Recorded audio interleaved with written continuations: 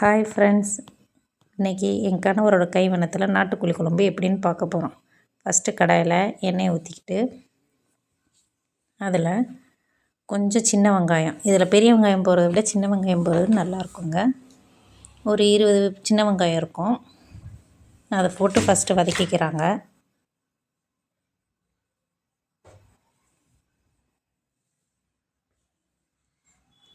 வதக்கிட்டு இவர் தாங்க சமைக்கிறாரு, என் ஹஸ்பண்ட் இவர் தான் சமைக்கிறாரு. ஃபஸ்ட்டு சின்ன வெங்காயம் கொஞ்சம் வதங்கின உடனே ஒரு 2 ஸ்பூனு மிளகும் சீரகம் எடுத்து வச்சுக்கோங்க. ஃபஸ்ட்டு மிளகு போடுறாரு, அப்புறம் சீரகத்தை போடுறாரு, அப்புறம் கொஞ்சம் கருவேப்பிலை, ஒரே ஒரு இது ஃபுல்லாக இருக்கிற கருவேப்பிலை போட்டு வதக்கி விட்றாங்க.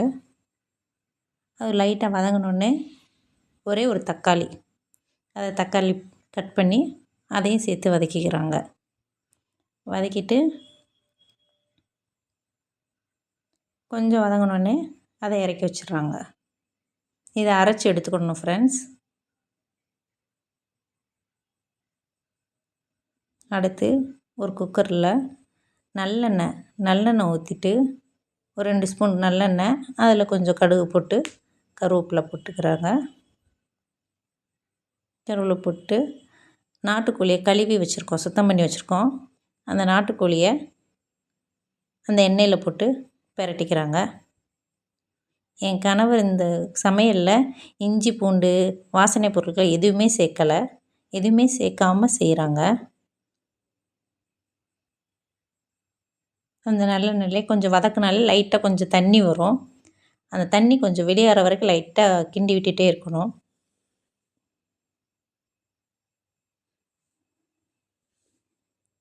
அப்புறமேலு கொஞ்சம் உப்பு, ஃபஸ்ட்டு கொஞ்சமாகவே போடுங்க, பத்தலைன்னா கடைசியாக கொஞ்சம் போட்டுக்கிடலாம், ஒன்றும் பிரச்சனை இல்லை. உப்பு போட்டு கொஞ்சம் வதக்கி விடுறாங்க. அப்புறம் 1/2 ஸ்பூன் மிளகாத்தூள், 1/2 ஸ்பூன் மஞ்சத்தூள் போட்டு தான் நாட்டுக்கோழியை கழுவிருப்பாங்க. இதுதான் கொஞ்சம் மஞ்சத்தூள், அப்புறம் காஷ்மீரி சில்லி அதுவும் ஒரு 1/2 ஸ்பூன் அளவுக்கு போட்டுட்டு திருப்பி கிண்டி விடுறாங்க.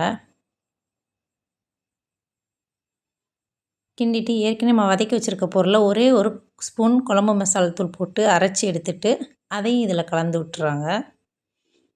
ஏற்கனவே நம்ம வதக்கியிருக்கோம்ல, இந்த இதோடு சேர்த்து இதை கலந்து விட்டுட்டு நல்லா கிண்டி விடுறாங்க. அதுக்கப்புறம் கொஞ்சம் அந்த இதை கழுவி மிக்சியிலேருந்து கொஞ்சமாக தண்ணி ஊற்றி திருப்பியும் வதக்கி விடுறாங்க. அப்புறம் ஒரு செம்பு தண்ணியில் 1/2 செம்பு தண்ணி ஊற்றி ஃபஸ்ட்டு கிண்டி கொதிக்க விட்டுறாங்க. அப்புறம் ஏற்கனவே 1 ஸ்பூன் குழம்பு மிளகாத்தூள் தானே போட்டிருக்கோம், இப்போ ஒரு 2.5 ஸ்பூன் குழம்பு மிளகாத்தூள் போட்டுக்கிறாங்க.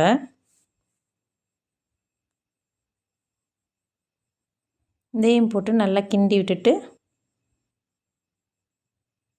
உங்களுக்கு குழம்பு தண்ணியாக வேணும்னா நீங்கள் இன்னும் தண்ணியாக ஊற்றிக்கலாம், இல்லை குழம்பு எனக்கு திக்காக வேணும்னா திக்காக வச்சுக்கலாம். நாட்டுக்கோழி குழம்ப நீங்கள் தண்ணியாக வச்சு நல்லெண்ணெய் ஊற்றி மேலே ஊற்றி சாப்பிடும்போது உங்களுக்கு உடம்புல இருக்க சளியெல்லாம் வெளியேறும். இவர் ஒரு செம்பு தண்ணி ஃபுல்லாக ஊற்றிட்டாங்க.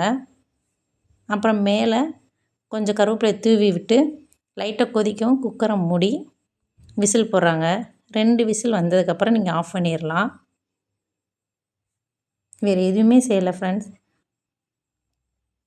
2 விசில் அடங்கினதுக்கப்புறம் நம்ம குக்கரை திறந்து பார்த்து இந்த மாதிரி இருக்குங்க. இதை திருப்பி லைட்டாக கொஞ்சம் கொதிக்க வச்சு இறக்கிட வேண்டியதான். அவ்வளோதான் ஃப்ரெண்ட்ஸ், நாட்டுக்கோழி குழம்பு எளிமையான முறையில் என் கணவரின் கைவண்ணத்தில் உண்மையிலே நல்லா இருந்ததுங்க.